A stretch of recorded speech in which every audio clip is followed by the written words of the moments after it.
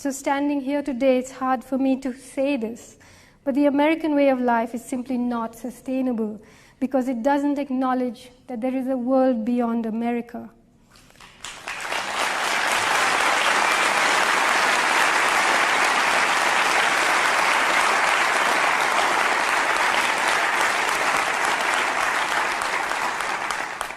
But fortunately, power has a shelf life. When the time comes, maybe this mighty empire will, like others before it, overreach itself and implode from within. It looks as though structural cracks have already appeared. As the war against terror casts its net wider and wider, America's corporate heart is hemorrhaging.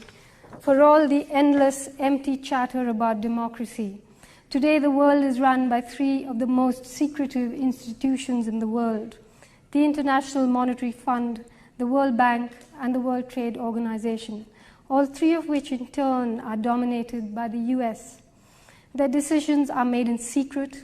The people who head them are appointed behind closed doors. Nobody really knows anything about them, their politics, their beliefs, their intentions. Nobody elected them. Nobody said they could make decisions on our behalf. A world run by a handful of greedy bankers and CEOs who nobody elected can't possibly last.